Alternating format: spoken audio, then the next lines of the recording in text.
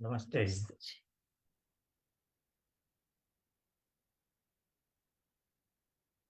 नमस्ते।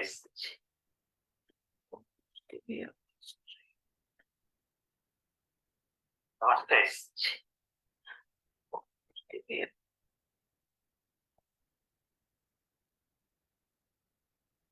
सही रखिए जी।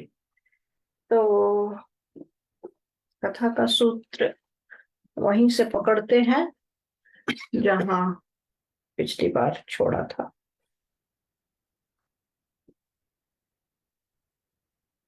यहाँ जैसा कि आप जानते हैं कि पिछली बार हमने बताया कि श्री राम ने भी वह चित्रकूट का आश्रम, क्योंकि जो वहां के कुलपति थे उन्होंने जो अपनी चिंताएं उनसे व्यक्त की और अपनी समस्याएं बताई और फिर अपना निश्चय भी बता दिया कि अब हम यहाँ रहेंगे नहीं, कि उन्होंने समस्या का समाधान नहीं पूछा श्री राम से। और न कुछ कुलपति हैं, उन्होंने अपना निर्णय बता दिया कि समीप में एक दूसरा वन है, वहां एक दूसरा आश्रम है, वहां हम आश्रम भाग बन जाएंगे और यहाँ से जा रहे हैं। और वे अंत में समाप्त यहाँ हुआ था प्रकरण कि वे चले जाते हैं, सभी उनके साथ तपस्वी और सन्यासी और ब्रह्मचारी गृहस्थ जितने भी थे वे सब उनके साथ ही चले गए। अब आगे राघवस्त्वत् यातेषु तपस्विषु विचिन्तयन् न तत्रा न तत्रा रोचयद्वासं कारणैर्बहुभिस्तदा। अब वे सब तो चले गए, श्री राम, सीता जी और लक्ष्मण वही हैं।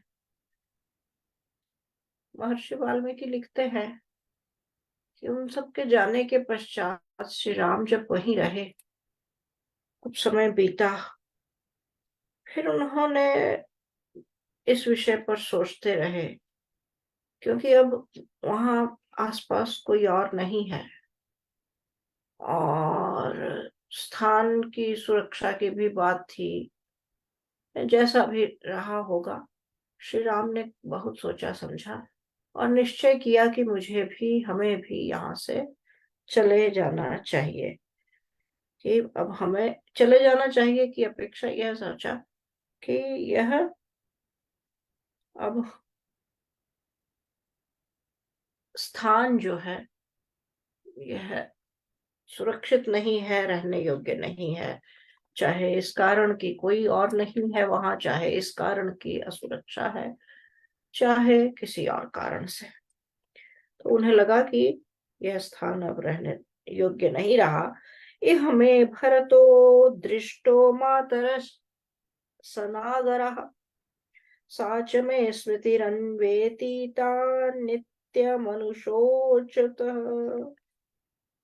अच्छा, श्री राम के ऐसा सोचने का एक और कारण है, क्योंकि वे इसलिए ऐसा सोच रहे हैं क्योंकि उनकी माताएं, उनके भाई, सभी के सभी जो लोग यहाँ पर आए वे यही श्री राम से मिले।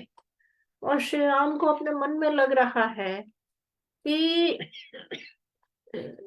बार बार बार बार बार बार उन सब का विचार, उन सब की स्मृतियां, उनसे हुई भेंट के से जुड़ी हुई स्मृतियां भी, वे सब यहाँ मन में उनके बार बार आ रही हैं, उठ रही हैं।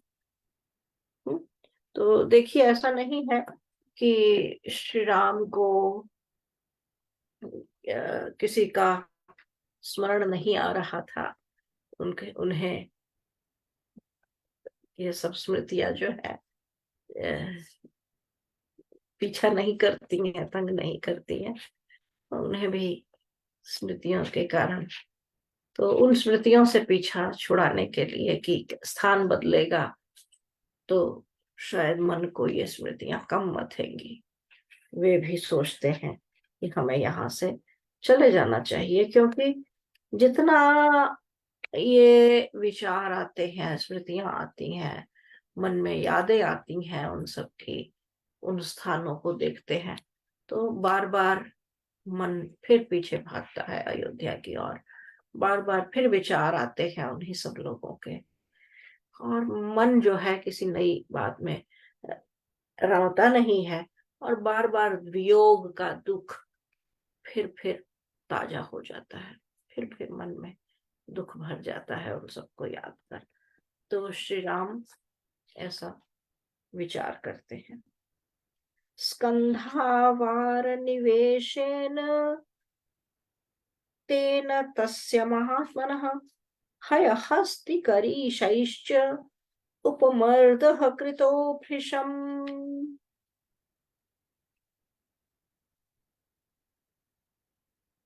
कहते हैं एक और बात है, क्योंकि बहुत बड़ी सेना आई थी, बहुत लोग आए थे, सन्यासी, मंत्री, परिषद, परिवार, ये सब भी थे। इनके अतिरिक्त एक और कुछ और थे प्राणी, वे थे सब घोड़े, हाथी, न पशु जो आए। अब उन सब पशुओं के आने के कारण वह जो स्थल था, क्योंकि पशु जहां आएंगे वहां तो मल है, मूत्र है, वनस्पति पे पौधे टूट गए हैं, कहीं दलदल बन गया है, कहीं धूल धूसरित, यानी सब अस्त व्यस्त हो गया था पशुओं के रहने के कारण। तो उस कारण भी धूल धूसरित ही नहीं हुआ, उनका मल मूत्र भी वहां विसर्जित हुआ पशुओं का। तो जैसे जैसे हम कहते हैं ना, जैसे आप एक उपवन में रहें, वन में रहें, या एक खेत में ही रहें आप, नगरों से, नगरीय सभ्यता से दूर बसे हुए हैं, तो प्रकृति का एक अलग ढंग है। जब आप वहां रहते हैं आप अनुभव करते हैं ऑक्सीजन अधिक है, अधिक है, प्रदूषण कम है। लेकिन जैसे जैसे नगर के पास आते हैं, क्या है नगर में, क्योंकि वहां आवागमन है, लोग है, शोर है, धूल धुआं है, प्रदूषण है, इत्यादि इत्यादि। तो यही अंतर उस जब वन प्रांतर में श्री राम रह रहे हैं चित्रकूट में, तो एक आश्रम जैसा था, किंतु अब क्योंकि इतना बड़ा समुदाय पशु इत्यादि वहां आ गए हैं, तो जो वन की जो सुषमा है, वन की जो स्वच्छता है, जैसा अनुभव वहां होता था वैसा नहीं है। तो श्री राम को इसलिए भी लगता है कि अब हमें यह स्थान उतना सुरम्य, उतना अच्छा और वैसा नहीं है कि यहाँ रहा जाए। तस्मादन्यत्र गच्छाम इति संचिन्त्य राघवः प्रातिष्ठत् स वैदेह्या लक्ष्मणेन च संगतः। अब श्री राम ने जब ऐसा मन में आ गया कि यह स्थान ठीक नहीं है, तो फिर उसे उन्होंने क्रियान्वित भी कर लिया, और वैदेही और लक्ष्मण समझ में आ रहा है कि बिल्कुल सरल शब्द है ना। उन्हें वे दोनों साथ हुए श्री राम के, या श्री राम उन दोनों को साथ लेकर कहीं पर दूसरे स्थान पर रहने के लिए उस स्थान को छोड़ देते हैं, ताकि कहीं दूसरे स्थान पर आ जा सके। सा सोत्रेराश्रमासाद्य तं ववन्दे महायशः तं चापि भगवान् अत्रि पुत्रवत् प्रत्यपद्यत। अब अत्रि शब्द आपको समझ आ ही गया होगा, अधिक नहीं आया हो तो, कि अब श्री राम वहां से चलते हैं और कहाँ पहुंचते हैं, सीता जी और लक्ष्मण साथ में है, वे जाते हैं महर्षि अत्रि के आश्रम में। तो अत्रि श्री राम के समकालीन है। महर्षि अत्रि के आश्रम में पहुंच जाते हैं और कहते हैं पुत्रवत प्रत्यपद्यत। पहले क्या किया, महायशा वंदे, श्री राम ने उनकी वंदना की, वंदना अर्थात उन्हें प्रणाम किया, सत्कार किया, उनका जो भी समुचित सम्मान था वह किया। और जो महर्षि अत्रि हैं उन्होंने श्री राम को क्या किया, पुत्रवत। इस प्रकार देखा, इस प्रकार अनुभव कराया और किया कि जैसे उनका अपना पुत्र ही समुपस्थित हो गया हो, आ गया हो। पुत्र की भावना से अपने श्री राम का आगमन पर हर्षित हुए, स्वागत किया। स्वयमातिथ्यमादिश्य सर्वमस्य सुसत्कृतं सौमित्रिं च महाभागां सीतां च समसान्त्वयत्। और ऐसा नहीं है कि उनके आश्रम के दूसरे लोगों के माध्यम से ही उन्होंने कोई श्री राम का अभिनंदन किया हो, अपितु स्वयं महर्षि अत्रि जो है उन्होंने श्री राम का स्वागत सत्कार किया, उन्हें उनकी व्यवस्था इत्यादि देखी, और उनके साथ लक्ष्मण और वैदेही माता सीता जो है उन्हें भी समुचित सत्कार, सम्मान और आतिथ्य दिया। और जो ऐसा अपना जो प्रेम है, प्रेम भाव प्रकट किया ताकि वे निश्चिंत हो सके, श्री राम, श्री लक्ष्मण और सीता जी, ताकि ये तीनों निश्चिंत हो सके कि हाँ अब हम ठीक स्थान पर हैं और सुरक्षित है और व्यवस्था सब है, यहाँ हो जाएगी। अनसूयां महाभागां तापसीं धर्मचारिणीं प्रतिगृह्णीष्व वैदेहीम् अब्रवीत् ऋषि सत्तमः।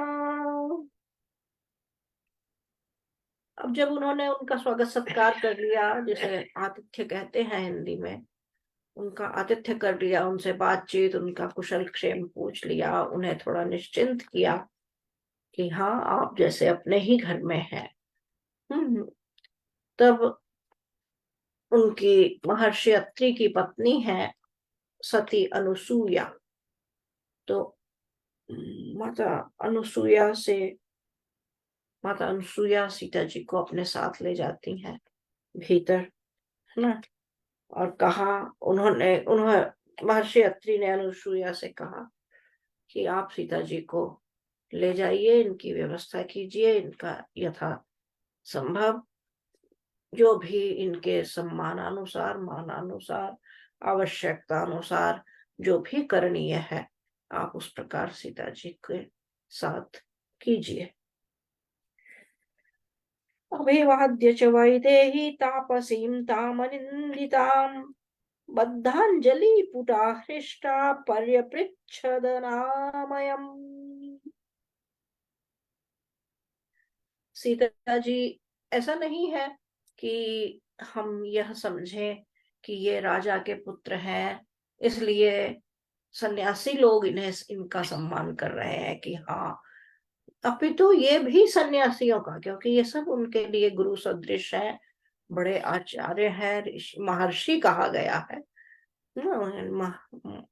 देखिए, जैसे आप समझाने के लिए मैं कहूंगी कि जैसे स्कूल कॉलेज में होता है, हाई स्कूल कर लिया, अंडर ग्रेजुएट किया, ग्रेजुएशन किया, अब मैं पोस्ट डॉक, अब मैंने डॉक्टरेट की है, अब मैं पोस्ट डॉक कर, इस तरह पद, इस तरह के अलग अलग पद तो नहीं कहना चाहिए, है ना, पर एक सीढ़ियां होती हैं। इसी प्रकार आध्यात्मिक शिक्षा के लिए अध्यात्म में आपकी कितनी गति है और अध्यात्म विद्या में कितनी गति है ना, अध्यात्म में गति होना और अध्यात्म विद्या में गति होना दो परस्पर जुड़ी हुई बातें हैं, लेकिन भिन्न है। तो उसके अनुसार, तदनुसार ये सब जो कौन ऋषि है, कौन स्वामी है, कौन महर्षि है, कौन आचार्य है, ये सब पदवियां तदनुसार होती। ये कोई वैसे टाइटल नहीं है कि जैसे कि संपूर्णानंद संस्कृत विश्वविद्यालय से आपने आचार्य की डिग्री ले ली, ये डिग्रियां नहीं है, ये व्यक्ति की गुणवत्ता योग्यता के अनुसार उनके संबोधन तय होते थे। तो ये महर्षि यदि किसी को कहा जा रहा है, महर्षि उच्चतम श्रेणी है, तो महर्षि हैं। और श्री राम उनके सामने, तब ऐसा भी समाज नहीं था कि जैसे मान लीजिए आज का समाज है कि कितना भी बड़ा कोई व्यक्ति हो, लेकिन जो स्टेट का हेड है वह सदा उससे ऊपर रहेगा, ऐसा नहीं था। श्री राम उनके लिए सदा शिष्यवत रहेंगे, पुत्रवत रहेंगे। इसीलिए महर्षि वाल्मीकि ने पहले लिख दिया कि महर्षि अत्रि ने उन्हें पुत्रवत देखा, क्योंकि विधिवत शिष्य तो संभवतः श्री राम उनके कभी रहे नहीं है, उनके गुरुकुल में तो नहीं रहे, तो इसलिए पुत्रवत है, वे उन्हें स्नेह करते हैं, इसलिए ऐसा कर रहे हैं, इसलिए नहीं कि प्रोटोकॉल है। तो ये बात समझने की है, यह अंतर समझने की बात है। तो इसीलिए कहा कि जब अनुसुईया उन्हें ले गई, सीता जी ने अपने दोनों हाथ जोड़े हुए थे, सीता जी ने अपने दोनों हाथ जोड़कर उन्हें प्रणाम किया, देवी अनुसुईया को। तो फिर यहाँ सीता जी के साथ देखिए उन्होंने आया है हृष्टा, है ना, बद्धांजलि पुटा हृष्टा, कि सीता जी जो है वे सदा उनके चेहरे पर एक मुस्कान रहती है, वे सदा चेहरे पर ही नहीं, उनके पूरी अपीयरेंस में, उनके पूरी उपस्थिति में, उनके पूरे अंग प्रत्यंग में, पर्सनैलिटी में सदा एक प्रसन्नता का हृष्ट, है ना, कहते हैं ना हृष्ट पुष्ट, हृष्ट यानी प्रसन्न रहे, मन से भी, मन प्रसन्न तो वही रहेगा ना जो मन से भी। तो हृष्ट पुष्ट, तो हृष्ट शब्द वही है, मन से जो प्रसन्न है, मन से सुखी रहने वाला, प्रसन्न रहने वाला, मुस्कान मुस्कान से भरा हुआ। तो सीता जी ने भी मुस्कुराते हुए, सीता जी सदा मुस्कुराते रहने वाली, प्रसन्न रहने वाली स्त्री हैं, उन्होंने अपने दोनों हाथ जोड़कर देवी अनुसुईया को प्रणाम किया और उनका, उनके विषय में पूछा, आप कैसी हैं, और इत्यादि इत्यादि। आचार्य जी। In the last episode, we had discussed the surroundings of Sri Ram's hut in a particular ashram and his conversation with the Kulpati, the head of the informal organization of all those people who were in the ashram of Chitrakoot. And the gentleman conveyed his resolve that he didn't blame Ram, but he said that our activities are being greatly disturbed. That used to be disturbed even before your arrival, but since your arrival, it has increased now. And now we have decided to leave this place and go into deeper forest.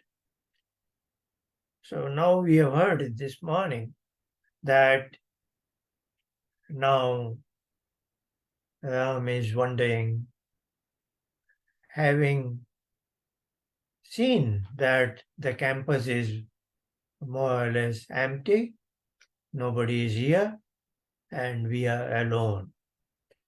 So he is now also inclined to leave Chitrakoot and go in the deeper forest. But as he is thinking and contemplating, Maharishi Valmiki lists certain other additional reasons for him. The additional reasons are that, of course, now there is a kind of loneliness. Besides that, he is saying, this is where my brother Bharat and came with my mothers and also a number of inhabitants of Ayodhya. What has been said by Sir Nagaya. Naga is one who lives in Nagar, in towns, and then we'll see later in Kishkinda Kand that there is a word Vana, those who live in one, in forest. So their human beings are being classified as Naga and Vana. Okay, so this is what he's saying. This place is reminding me of our meeting with Bharat, mothers, and all other inhabitants, and that puts me into some sort of a grief. I don't want to get reminded of such things. And then he finds another reason that when they came with the entire armed forces, with elephants and horses, etc., who have, because of their excursions here and there, as well as they have mutilated all kinds of plants and trees. So this has giving a very bad appearance. So that is an additional reason for him to think that it's time that he should leave Chitrakoot.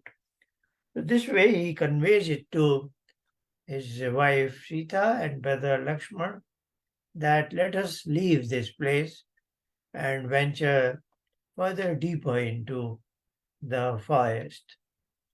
And then as they traverse, they come across another campus where the supreme, the head of the campus is Maharishi Atti.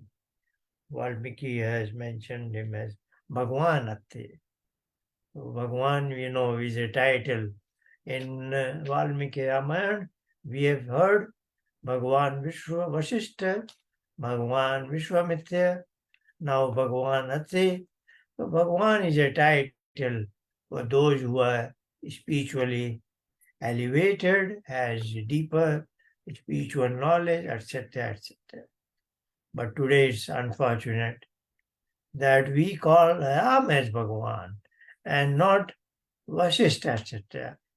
So this is unfortunate because we have lost the meaning of the term Bhagwan.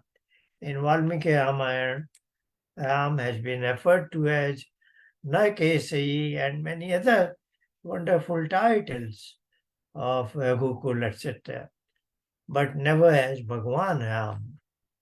So the title of Bhagwan has been used with certain rishis of very high order. So these are so many things we can learn from Valmiki Ramayana. So they come across, the three of them, Ram, Sita, and Lakshman, they come across the ashram that is headed by Bhagwan Maharishi Atti. And of course, they convey their greetings appropriately. And here Valmiki has pointed out that Atti is Maharishi Atti looks at him as if with what is called childlike affection. But this must be due to the age difference, and maybe he knows his Emperor Dasharatha father, etc. So the relationship is of that nature. And then they welcome him into this ashram, and as is the tradition, his wife is Anasuya. Anasuya is a very important name in our history and culture. The term Anasuya also has a meaning.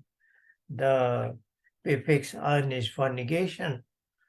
This is a woman who does not talk bad about any other person. So Anasuya has a meaning, a person. Otherwise, when two persons enter into a conversation, many times they begin to talk about a third person, and also in a derogatory manner, as if he's a bad person and this and that. So on the back of the third person, conveying your ill will and other bad ideas is not a very cultural, is not a very cultured behavior, is not a good behavior.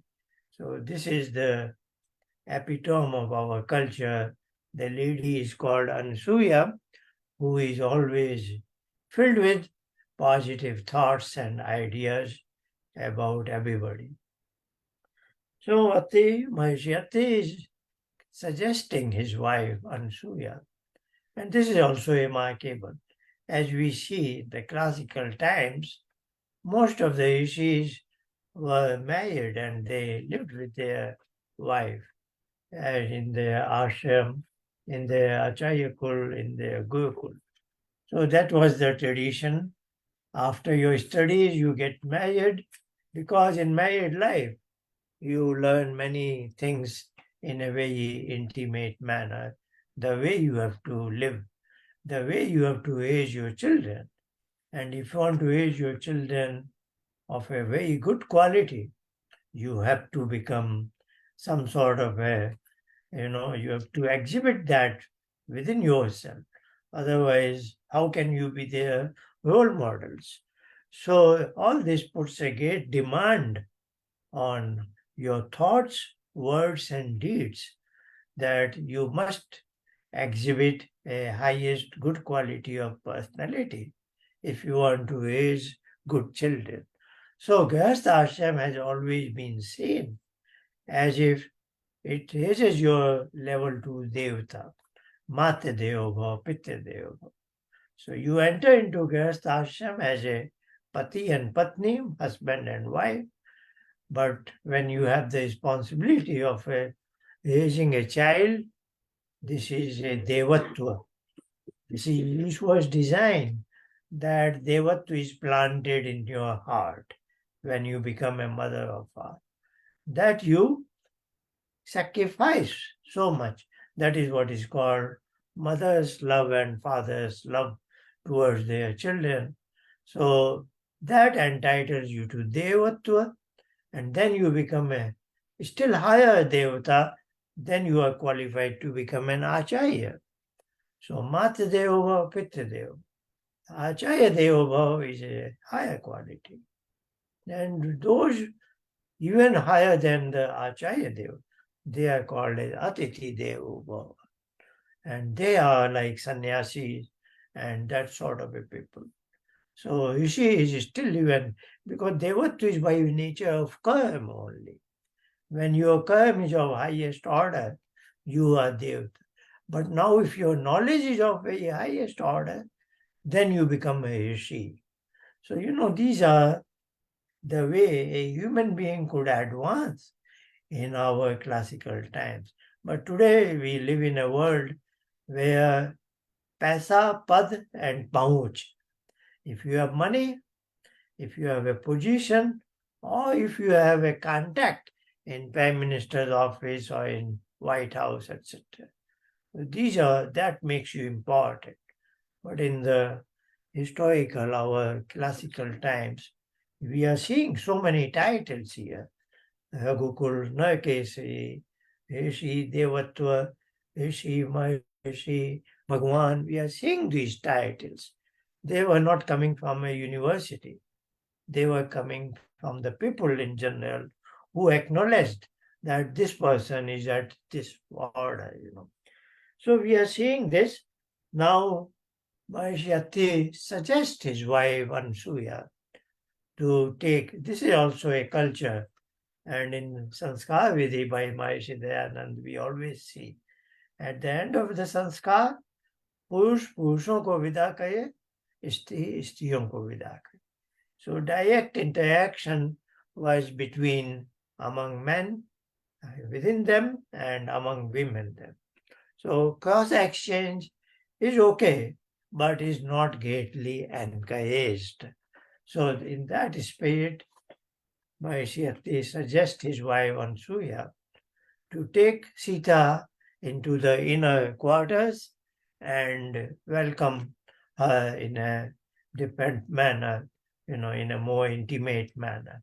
So now there are two groups, Mahishiyati with Ram and Lakshman, and Mata Ansuya with Sita in the inner part of the ashram. So we'll listen to the next part now. मैं यहाँ जो हिंदी के श्रोता और पाठक हैं उनके लिए बता दूं, क्योंकि हिंदी में हम इस शब्द का, इस नाम का गलत उच्चारण करते हैं. हम अनुसूया बोलते हैं. अनुसूया नहीं है, अनसूया है. तो इस पर, इसके उच्चारण पर ध्यान देने की आवश्यकता है. कई लोग अपने बच्चों के नाम, बच्चियों के नाम रखते हैं अनुसूया, उच्चारण में भी अनुसूया कहते हैं. मैंने तो कई लोगों की ऐसी वाल्मीकि रामायण पर या राम कथा पर लिखे हुए लेख और पुस्तकें तक देखी है जिसमें अनसूया को अनुसूया लिखा हुआ है. तो ध्यान देने की बात है यह. अनुसूया का कोई अर्थ, सार्थक अर्थ नहीं. अब आगे. ततः सीतां महाभागम दृष्ट्वा ताम धर्मचारिणीम. देखिए सीता जी के लिए विशेषण आया है, धर्मचारिणीम महाभागाम.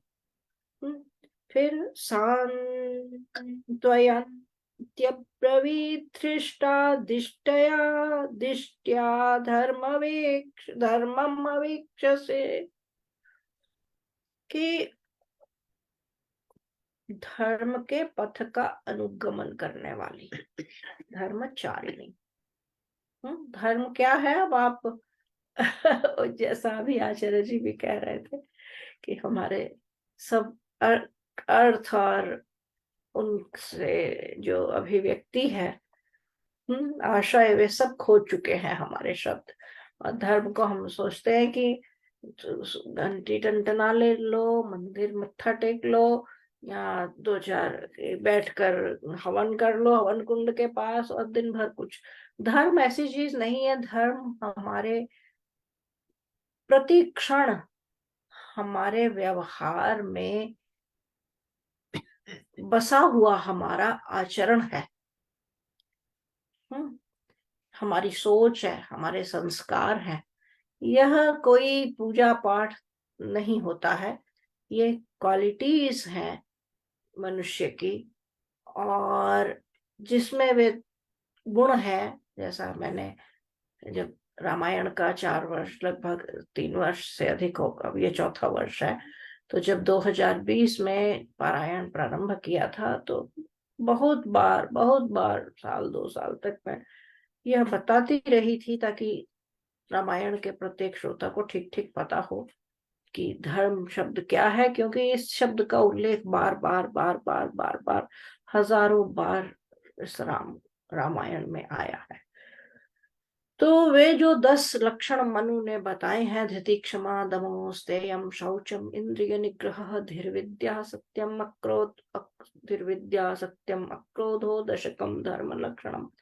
तो ये जिस व्यक्ति में जो धर्म के मार्ग पर चल रहा है, या कौन व्यक्ति कितना समन्वित है, ये 10 लक्षण है कि उसका पता लग जाता है कि कौन कितना धार्मिक है और अधार्मिक है.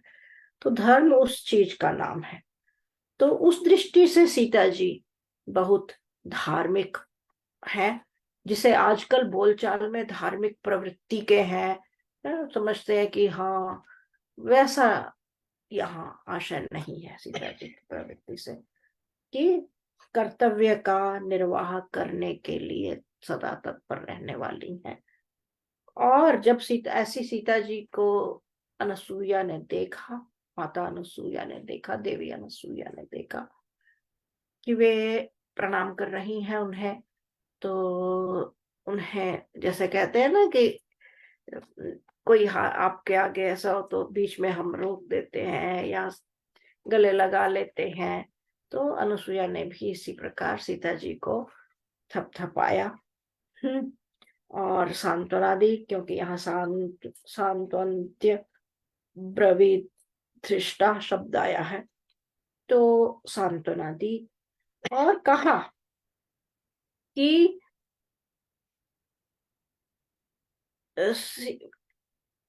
क्योंकि सीता जी को, जैसा मैंने कहा, धर्म का आचरण करने वाली, तो अनुसुईया ने कहा कि बहुत अच्छी बात है कि आप अपने जो पातिव्रत्य धर्म है, अब पतिव्रत धर्म क्या होता है उसकी भी बड़ी गड़बड़ है ना। कोई सोचता है करवा चौथ का व्रत कर लिया तो हम बड़े पतिव्रता हो गए। तो पतिव्रता धर्म जो है वह एक प्रकार का आचरण है और एक प्रकार का व्यवहार है जो हमारे कर्म में ध्वनित होता है। और सीता जी के लिए ऐसा क्यों कहा गया कि वे पतिव्रत धर्म का पालन करने वाली हैं? क्योंकि देखिए, एक स्त्री अपने पति के साथ सब कुछ त्याग कर, जो महारानी बनने वाली हैं, सब कुछ त्याग कर वन में आ जाती है। उनका अपने पति के प्रति इतना प्रेम है और श्री राम का कितना प्रेम है वह भी हम जानते हैं। तो अनुसुईया ने इस बात को थोड़ा सीता जी के प्रति अपना भाव बताते हुए इस बात को कहा। और त्यक्त्वा ज्याति जन्म सीते, हाँ जी देखिए अभी उसकी व्याख्या भी आ गई आज जो मैं बात कह रही थी। त्यक्त्वा ज्याति जन्म सीते मान मृद्धिम च मानिनी अवरुद्धम वने रामम दिष्ट्या त्वमनुगच्छसि। है ना कि यह कितने बड़े सौभाग्य की बात है कि तुम अपने परिवार को, परिजनों को, परिचितों को, उन सब लोगों को छोड़कर और उस सारे स्थान को छोड़कर, उन सारी सुविधाओं को छोड़कर, सभी को सब चीज छोड़कर ना, है ना, जाति जन्म की बात आई है यहाँ, है ना, और सारा जो मान सम्मान था उसका, उसे वहां छोड़ दिया, और जो सारी सुविधाएं हैं, धन संपदा है, सब कुछ, तो सबका परित्याग कर दिया और किसका वर्ण किया? वन में अपने पति के साथ रहना है, बस इसका वर्ण किया कि हम साथ साथ हैं, साथ रहेंगे। तो यह सीता जी के की विशेषता कह लिया जाए, या उनके गुण, उनके धर्माचरण इत्यादि को बताता है। नगरस्थो वनस्थो वा पापो वा यदि वा शुभः यासां स्त्रीणां प्रियो भर्ता तासां लोका महोदयः। कहा कि नगरस्थो वनस्थो वा पापो वा यदि वा शुभः, है ना, यानी यदि आपका पति नगर में है कि वन में है, अच्छी स्थिति में है, पापो वा यदि वा शुभः, यानी शुभकर स्थिति में है। पाप का यहाँ अर्थ जिसे अंग्रेजी में सिन कहते हैं, यहाँ वैसा नहीं है। यहाँ पाप का अर्थ होगा कि जो शुभ नहीं है, स्थितियां जो उसके लिए शुभ नहीं है, किसी ऐसी स्थिति में है, अशुभ स्थिति में, फिर यानी दुख आ गया है या कोई ऐसी बात आ गई है, कष्ट आ गया है, तो ये सब अच्छी स्थितियां नहीं है। इन स्थितियों में होने के लिए आया है। कि तो कहते हैं कि पैसे वाला हो, निर्धन हो, उच्च पद वाला हो, या अब जिससे भी विवाह हो गया, जब हम्म, तो जब विवाह हो गया है तो वो साथ साथ बने रहना जीवन का, दोनों का परस्पर एक दूसरे के। तो यह व्यक्ति के चरित्र को दिखाता है। दसों के दसों दिशाओं में जिन्हें, क्योंकि यहाँ तो अब स्त्री की बात हो रही है ना, जब पुरुष की बात आएगी तो पुरुष की बात भी कही गई है। तो यहाँ दो स्त्रियां बात कर रही हैं। तो कहती हैं जो जिनका अपने पति से ऐसा प्रेम हो कि वे उसके लिए, जिसे कहते हैं ना, सब छोड़ छाड़ कर चल पड़े, और इतना प्रेम करती है कि वो कैसी भी स्थिति में हो, प्रेम पर कोई अंतर नहीं आता। तो कह रही हैं कि ऐसी ही जो स्त्रियां हैं, ऐसी ही स्त्रियां जो हैं, वे विशेष मानी जाती हैं, विशेष पद को प्राप्त होती हैं, है ना। और उन्हीं स्त्रियों का सभी जगह सम्मान होता है। और फिर आगे कहा, दुश्शीलः कामवृत्तो वा धनैर्वा परिवर्जितः स्त्रीणाम आर्य स्वभावानां परमं दैवतम पति। अब कहा कि पति यानी दुश्शील है, अर्थात उसका व्यवहार कठोर है, विनम्र है, निर्धन है, धनी है, इत्यादि इत्यादि। आर्य स्वभाव का है।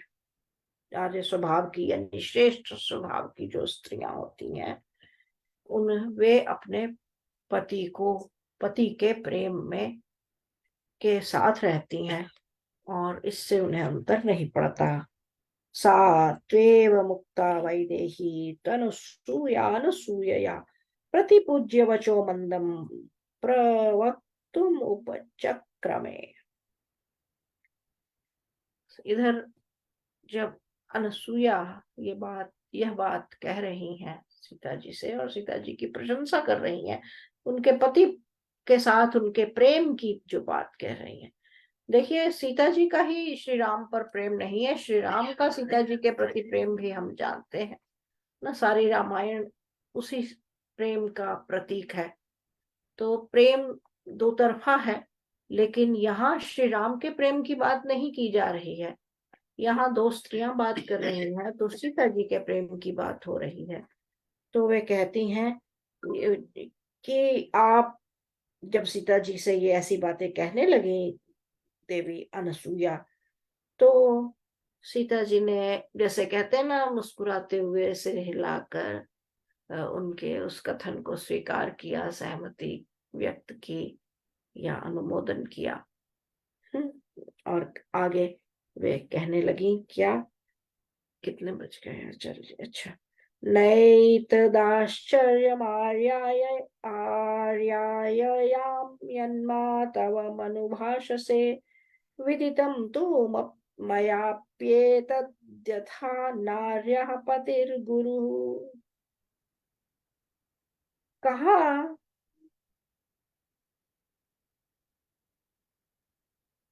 कि देखिए, ऐसी बात जो एक दाम्पत्य का प्रेम है, ऐसी बात कौन कर सकता है, और इस दाम्पत्य के इस प्रेम की सराहना कौन कर सकता है?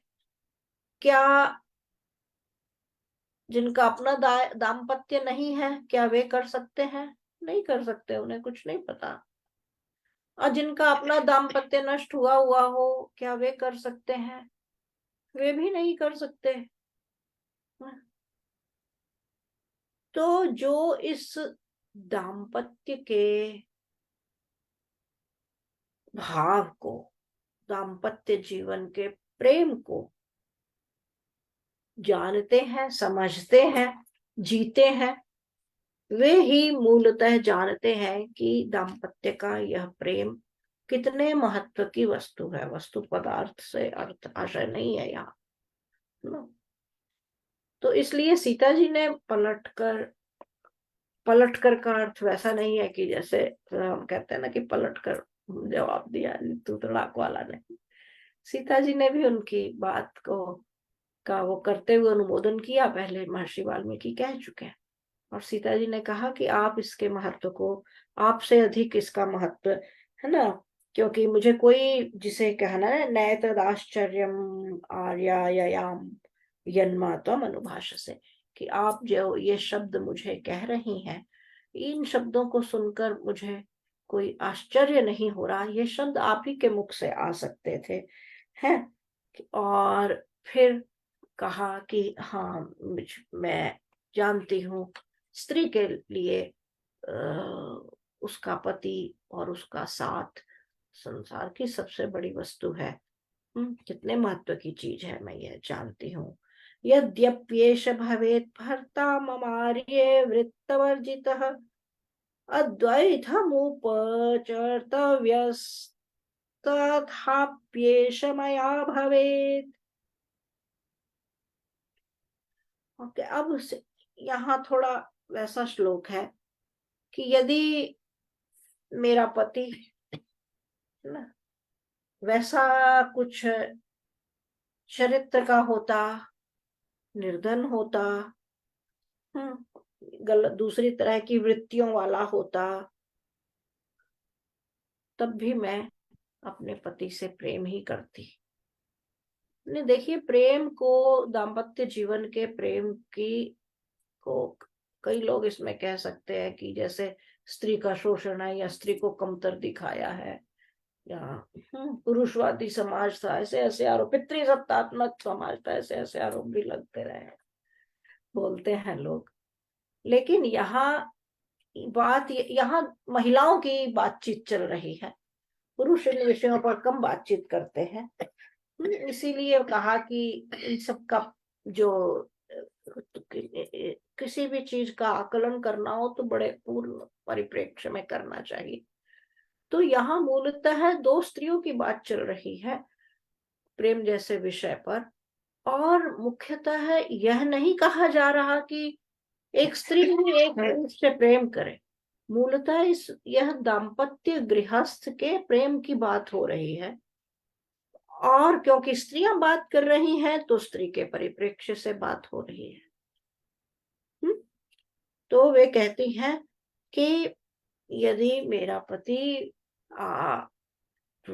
वैसा किसी प्रकार की निर्धनता में होता, उसकी वृत्तियां बहुत, यानी ऐसा नहीं है जैसे श्री राम जैसा पति है इसीलिए मैं प्रेम करती हूँ, यदि श्री राम जैसा इतना विशेष नहीं भी हो तब भी अपने पति से तो प्रेम करना ही, यानी एक दंपति को परस्पर प्रेम तो करना ही चाहिए। तो मैं ऐसा ही तब भी करती, है ना, यदि उनके पास बहुत धन न होता तब भी। किम पुनर्यो गुणश्लाघ्य सानुक्रोशो जितेन्द्रियः स्थिरानुरागो धर्मात्मा मातृवत् पितृवत् प्रियः। फिर कह रही है कि और मेरे मामले में तो, मेरे केस में तो, हमारे प्रकरण में तो श्री राम, अब श्री राम के गुण है कि इतने श्लाघनीय, यानी जिससे किसी कोई भी जहां उसकी तुलना नहीं कर सकता, और उसे देखने वाले को श्लाघा होती हो। श्लाघा थोड़ा आप समझ सकते हैं कि ईर्ष्या होती है, यानी उसका जैसे होता है ना, एक यहाँ है वहां तक भाग कर जाना है, एक व्यक्ति यहाँ तक पहुंचे उसका रिकॉर्ड तोड़ना है की भावना जैसे होती है, तो उसे श्लाघा कहते हैं उस भावना को।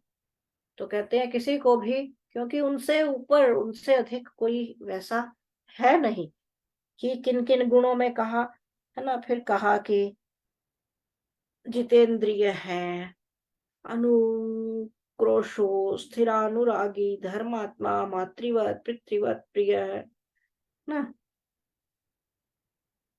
थोड़ा आश्चर्य होगा आपको कि सीता जी कह रही है कि जैसे मुझे माँ की तरह और पिता की भांति प्रेम करने वाले हैं, यानी उतने निश्चल भाव से माता पिता संतान को केवल देते ही देते हैं, बदले में कुछ नहीं चाहते।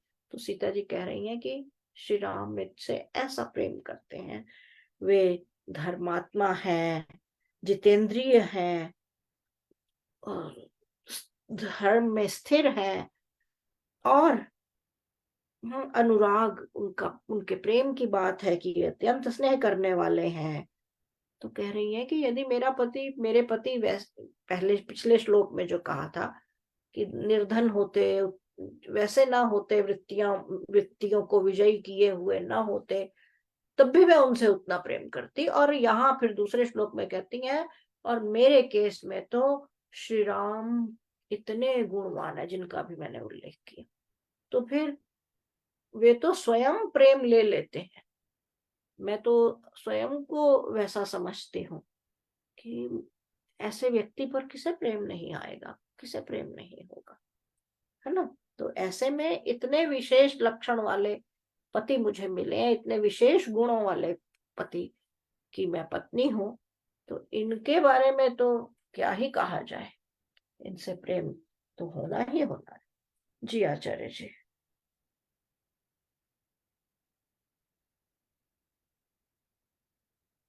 Now we hear the conversation between Maharishi Atti's wife, Mata Anasuya, and Ram's wife, Sita. So she, Anasuya,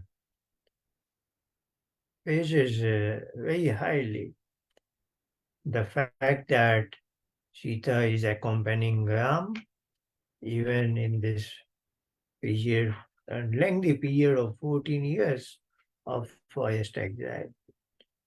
On the other hand, she could have stayed back in the palace and lived normally. But she chose not to do so. And that way she made a great sacrifice to be with her husband, even in such difficult time. So that is the first thing Mata Ansuya points out, that this is very remarkable. This is not to say that Lakshman's wife has not done so. That is also very unknown history, because Valmiki Ramayana does not talk much about that. But the fact remains that Lakshmana left Ayodhya along with Ram without even meeting his wife. One Hindi poet has written a poem on this, Siyaram Sharan Gupta. The title is Sakhi Ve Mujhse Keh Kar Jate. So Urmila is saying that he should have at least come and said goodbye to me. I don't know what is, nobody can know what was in her mind. Maybe she would have also accompanied Lakshman, like Sita did. Or maybe Lakshman was not to get into such a difficult scenario because he wanted to accompany Ram and Sita so that he can assist them and protect Sita in the forest area. If suppose his wife is also there, I shouldn't use the word, but it's kind of a burden because women have to be protected. So Lakshman's attention would go where? So nobody knows what all was functioning in everybody's mind. But of course, Sita prevailed over Ram. Ram was showing him, telling him all sorts of difficulties she will have. He said it is good to go to a forest retreat, but forest exile for 14 years is a very different thing. But Sita was, interestingly, even the word Sita is interesting. This is derived from the root Sinya Bandhane. Sinya. Sinya. That's where the English word sewing machine came from. Sewing. Sinya Bandhane, it ties together. So Sita means a woman who loves her husband so much that her husband is tied to her, as if husband can never think of anybody else other than his wife, because Sita has all those attributes that her husband is very much tied to her. That is the meaning of Sneha Bandhana Sita. So anyway, so the lady Ansuya is pointing out this remarkable attribute she has noticed in Sita, and says that you have left behind the palace and all the wealth, etc., the ease of life, the convenience to accompany Ram for. And then she says, indeed, these are the attributes of a good woman. These are the attributes to be with her husband through thick and thin, what we say. Because the husband may go through very different phases of life. He may be wealthy and then maybe he has lost everything. Or he is very cultured, or it turns out that he has no character. A woman marries a man thinking of certain things, but sometimes there may be a total surprise.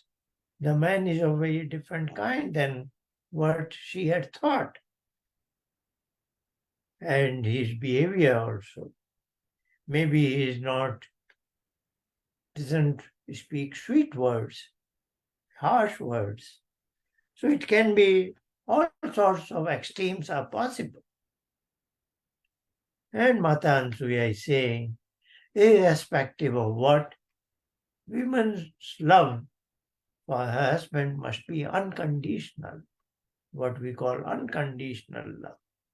Even if things turn around, husband is very different from what you had visualized or what you had imagined, but your love should remain intact like that. So this is what Mata Ansuya is conveying to Sita, and then Sita acknowledges it and points out, you are right, this is how I was, this is how I also thought, and indeed I accept your words that even if your husband is very poor quality, the wife should continue to preserve that love and affection that she started with. And here I am blessed in a very different manner. And now she is using certain adjectives for her husband, that he is, of course, very remarkable. Then why should I not love him as much as I do, or even more than what I? Then there are certain adjectives. He has all those desirable qualities. He is kind. He is. He also reciprocates love to me, and is unconditional. And then she uses a word. His love towards me is as if what I was blessed with from my mother and father. So mothers and fathers' love is very high quality, and so is Ram's love towards me. So this is the conversation between the two ladies, and we'll continue next time. आज का प्रकरण यही समाप्त करते हैं। अध्याय समाप्त हो जाए, कांड भी समाप्त हो जाएगा अगले सप्ताह, और फिर हम अगले कांड में आ जाएंगे। तो आज के लिए इतना ही। मनन कीजिए, जो बातें कही जा रही हैं ये कथा कहानी सुनने, यानी फिक्शन नहीं है, ना ये कथा कहानी है, इतिहास है, और इतिहास से बार बार प्रेरणा लेनी चाहिए। और यदि इतिहास क्योंकि इतिहास में बहुत कुछ है, अच्छा भी है बुरा भी है, बुरे से हमें यह प्रेरणा लेनी चाहिए कि हम कैसा करते तो यह बुरा न होता। और हमें कहाँ जाना है। और अच्छा तो हमें सदा सिखाता ही है कि हमें कैसा जीवन बिताना है, क्या करना है, क्या करणीय है, और क्या किया जाना चाहिए। तो श्री राम के जीवन से और उस पूरे समाज से देखिए बहुत कुछ सीखा जा सकता है। तो आज के लिए यही विराम देते हैं, फिर मिलेंगे आपसे आगामी शनिवार को। धन्यवाद, प्रणाम, नमस्ते, अपना ध्यान रखिए।